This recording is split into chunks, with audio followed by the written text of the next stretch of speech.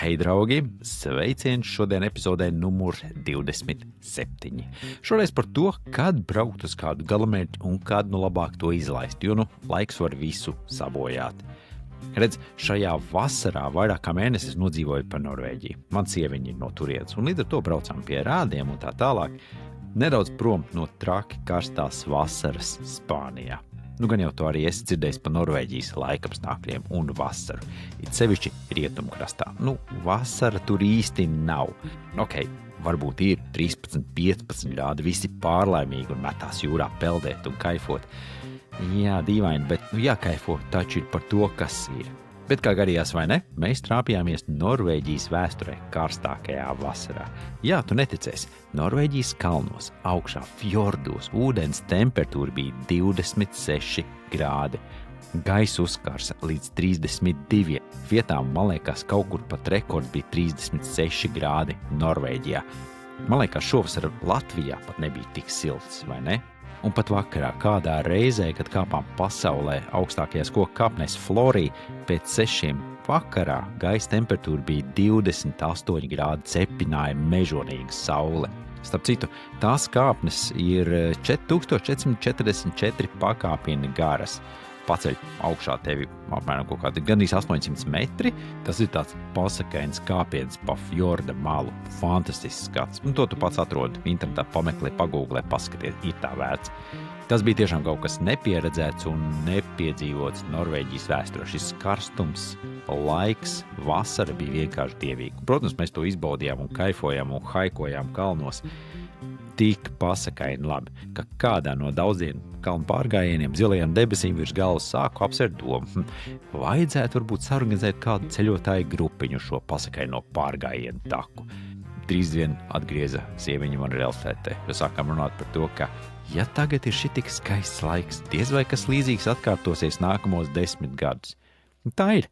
Te nekad neko nevar zināt, un laikapstākļi ir neprognozējami. Protams, mēs izvilkām laimīgo lozi, un par to tad arī šīs epizodes stāsts.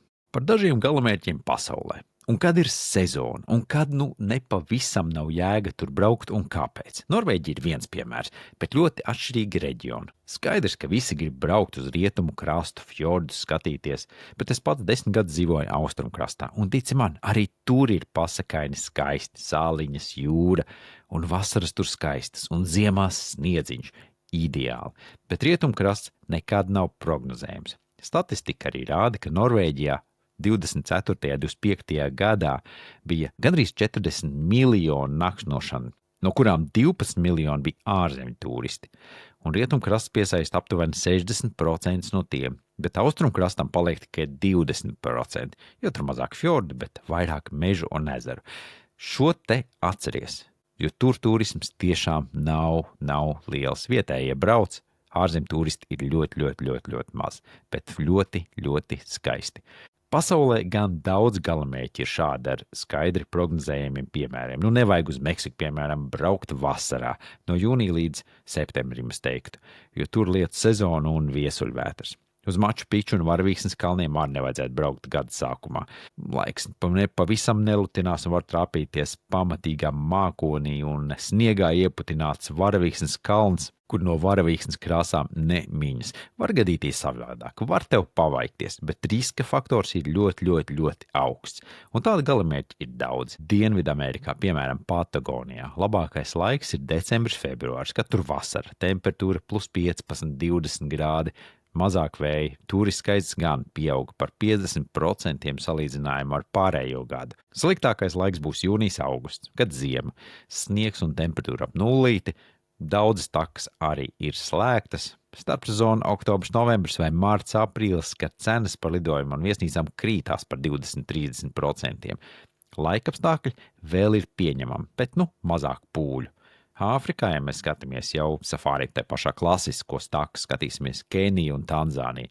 Labākais laiks jūnijas, oktobris, sausā sezona, kad dzīvnieki pulcējās pie ūdens un redzamība lieliska.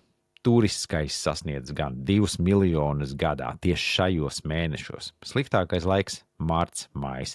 Garā lietu sezona, takas dubļainas, arī malārija ļoti aktīva. Starpsezona – novembris, decembris. Īsa lietu sezona bet cenas zemākas par 25%. Zaļāki skati, mazāk putekļi. Eiropā, ja mēs skatāmies Īslandi, piemēram, vieta ar ļoti atšķirīgām arī sezonām. Labākais laiks tiek uzskatīts jūnijas, augusts, vasara ar +10, +15 grādiem, pusnakts saulīt, visu nakti gaiši. Turistu skaits gan pieaug par 40% no gada vidējā. Sliktākais laiks decembris, februārs, ziema ar -5, īsām dienām, vētrām, daudz ceļu slēgti. Starpsezona maijs un septembris, oktobris, tad gan lidojuma cenas krītās par 30%. Var redzēt gan ziemeļblāzmu, un arī zaļus laukus, šur tur zaļā krāsa parādās un mazāk pūļi. Bet, protams, Īslanda ir slavena ar to, ka katrā sezonā ir ļoti atšķirīgi, ko redzēt un piedzīvot. Un daudz cilvēku, daudz ceļotāji tieši tā ir brauc. Vienreiz aizbrauc ziemas sezonā, otrais piedzīvo Īslandi tieši vasaras sezonā. Tad tas ir katra paša ziņā, ko tu vēlies redzēt. Ja mēs skatāmies Āziju, pieņemsim, šobrīd viens no karstākajiem galamērķiem - Japāna. Labākais marts skaitās maijs, aprīlis, skatoties no reģiona, kad ķirši un sakuras zied. Septembris, oktobris, rudens lapas, arī ļoti skaisti, temperatūra patīkam, 15-20 grādi. Turistu skaits gan 24. gadā sasniedza 36 miljonus tikai šajos mēnešos. Sliktākais laiks skaitās jūnijas, jūlijas, lietu sezona vai janvārs, februārs, augsts un sniegs. Līdz ar to pats pameklē, kad tas labākais laiks, kad tu gribētu braukt. Protams, sakuras ir skaisti, rudens lapas, tāpat mēs Siguldā varam apskatīties, bet būs arī turisma bari. Šeit arī starpsezona, decembris vai jūnijas. Cenas lidojumiem viesnīcām zemākas par 20-40%. Mazāk pūļu, laikapstākļi arī vēl patīkami.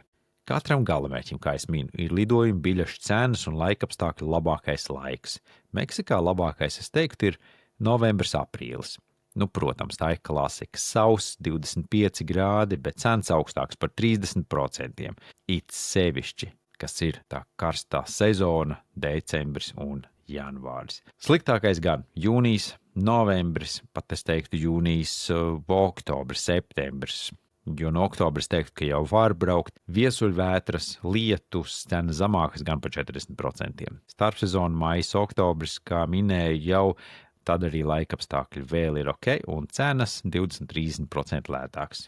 Peru, Maču Pikču labākais aprīlis, oktobris, tie starposmi sauss, +15-20, jūlijas, augusts, tad ir traki.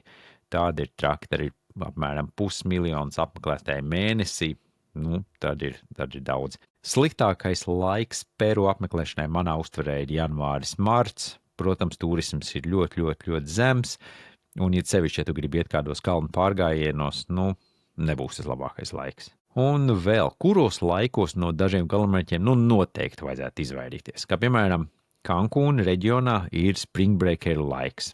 Tas ir laiks, ja vienīgi tu nevēlies trāpīties barā ar amerikāņu tīneidžeriem. Spring breaker Kankūnā tas ir marts, aprīlis, plus-mínus. Tev ir atkal jāskatās katru gadu, kad ir šies te pavasara brīvdienas. Turistu skaits tad pieaug par 50%. Ballītes visur troksnis mežonīgs, cenas par 40% pat augstāks. Līdzīgi piemēri arī Spānijā vasarā. Es arī teiktu, ka nevajag, jo nenormāls karstums, ārkārtīgi daudz britu turistu, tas tieši par vidusjūras krastu. Jūlijas, augusts, jā, tur tiešām var 35-40 grādi un vēl vairāk 24. gadā statistika sasniedz un parādīja 85 miljoni tikai vasarā, un, protams, cenas atkal pa 50% augstākas. Ja vēlies iet Santiago ceļu pirms Spānijā, tad pēc pieredzes ieteiktu oktobri, jo turisms ir pierimis, sliktais laiks vēl īsti nav atnācis, tur varētu tad garantēti būt 15-25, man pat bija ap 30 grādiem, kad es gāju, mazāk pūļu, cenas arī pa 20-30% zemākas no vasaras sezonas, kad ir tā klasiskā Santiago ceļu sezona ejamā. Bet tad ir tiešām jārēķinās ar baigiem bariem, it sevišķi, ja tu ej franču ceļu, ko es vispār nevienam nekad nereklamēju, izvēlēs vai nu portugāļu ceļu, vai man mīļāko, kas ir ziemeļu ceļu. Un patiesībā šeit ir stāsts par ļoti līdzīgiem posmiem pasaulē. Piemēram, Amazonē man tieši lietu sezona patīk vislabāk, jo džungļi ir aplūduši, kas piedod savu šarmu. Un dzīvniekus arī var redzēt vairāk, jo visi meklē to zemes sauso pleķīti, kur paslēpties. Līdz ar to visi ir koncentrētāki vienu vietu. Protams, moskīti arī vairāk.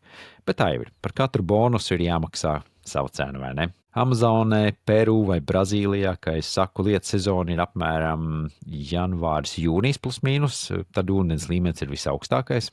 Lielākoties visur tikai ar laivu. Ir vietas, kur var piekļūt tikai ar laivu, līdz ar to ir foršāk. Sausajā sezonā pat tev nebūs tāda iespēja dažās vietās nokļūt. Dzīvnieki arī aktīvāk, kā es minēju, bet lietus gan būs iespējams katru dienu. Pēc silts, 30 grādi garantēti. Sausā sezona atkal ir jūnijas, novembris. Mazāk lietus, bet dzīvnieki izklaidētāki. Tā kā tur ir savi plusi un mīnusi.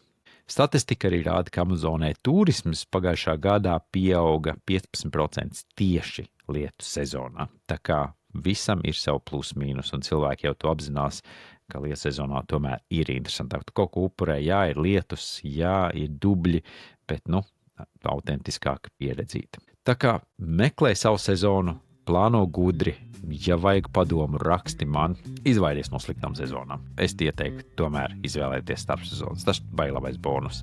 Ja grib pievienoties arī manam braucienam, drīz rudenī līdīsim iekšā Gvatemalā džungļos lietu sezonā. Tad, kad ir dubļi, ūdens, visi traki, bet tas ir piedzīvojums. Tas būs labs piedzīvojums. Raksti man un neaizmirsti ielaikot šo epizodi, pieraksties kanālam un tiekamies nākamreiz. Pagaidām, čau!